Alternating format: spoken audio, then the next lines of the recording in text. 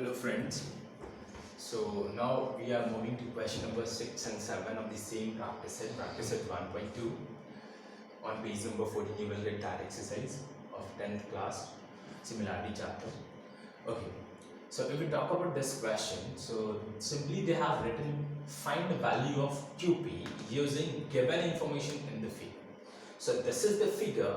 They have given some information in this figure. Using this information from this figure, we want value of QP. Okay. See how we can find the value of QP. So if we observe this figure, so this one is looking like an angle bisector. So is it QN is angle bisector? Yes. They have given the same type sign for both the angle and these two signs are what representing these two angles are equal. These two angles are equal. That means Q1 is the bisector of angle M and B according to the figure. So we need value of QP. Simply we will apply what angle bisector property. So we will write in a solution. We will write in triangle M and P. In triangle M and P. NQ is an angle bisector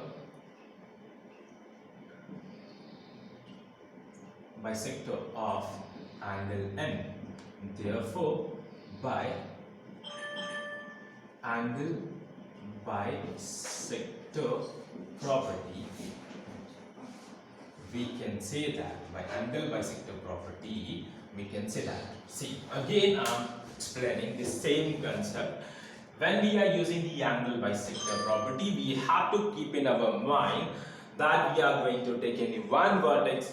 If I will write the first ratio using the vertex M, then compulsorily we have to write what the second ratio again, what starting from M only. So by the angle bisector property, we can write that MQ divided by QP, that is equal to MN divided by MP.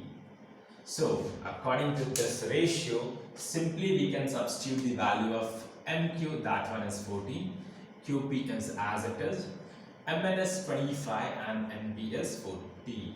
So if we do the cross multiplications work, so what we can see, QP will move on that side, 40 on this side. So 14 into 40, that is equal to 25 into QP.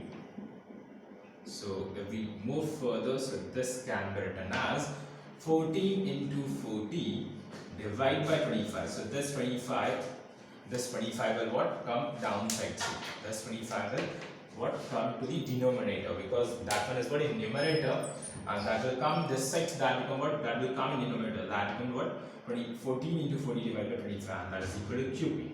So as we know, 40 and 25 both are divisible by 5, so we will divide by 5. So 5 5s and 5 8s are. Is it divisible by 5 now? No. So we will move further. So we will write 14 into 8 divided by 5, that is equal to QP. Now we will solve this questions. So what we get, see, it's very simple. You will write QP is equal to whatever value you will get after solving this, that become what the answer of the QP. So how we can solve this one? We will multiply 14 and 8 and divide by 5. You will get what your answer. So now we will move to the next question, the question number 7. So what they have given the question number 7. Try minutes. See, if I will rotate this figure in this way or in this way, so you will get again what, this is the concept of the three parallel lines. In the figure they have given that AB, CD and EF. All three things, AB, CD and EF.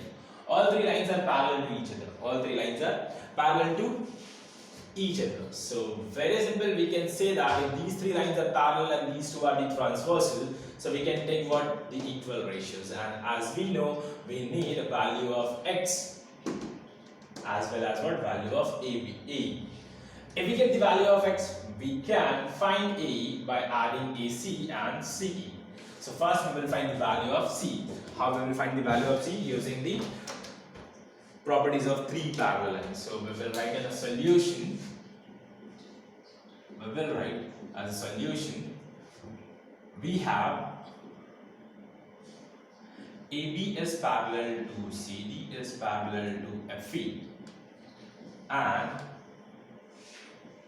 BF and EE are the transversal.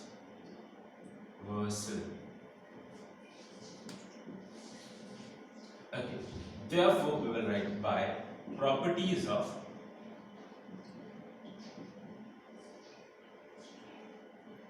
directly we will write property of three parallel lines. We will write AC divided by CE, that is equal to BD divided by DF. So we have AC is equal to 12, so we will write in place of AC 12, CE is X, BD is 8 and DF is 4. So we will write 4 at this place and we will do the what? Cross multiplication. So if we do cross multiplication, so what we can see? 12 into 4 is equal to 8 into X. So X become what? X on same place, it will come on this side. So that becomes 12 into 4 divided by 8. So we cancel 4 and 8. So simply we can say that 4 ones and 4 twos are. 2 will get cancelled and 2 6 are. So we will get X is equal to 6. So this is what value of X. Okay. So therefore CE that is equal to X is equal to 6. We can write in this way. Now we need value of AE also. So now we will write AE, that is nothing but what? AC plus CE. So we have AC is 12 and CE is nothing but X, that is equal to 6. So that become what? 12 and 8 18. So we can write AE that is equal to 18. So this is what our requirement. I hope these two questions are clear now. Thank you very much.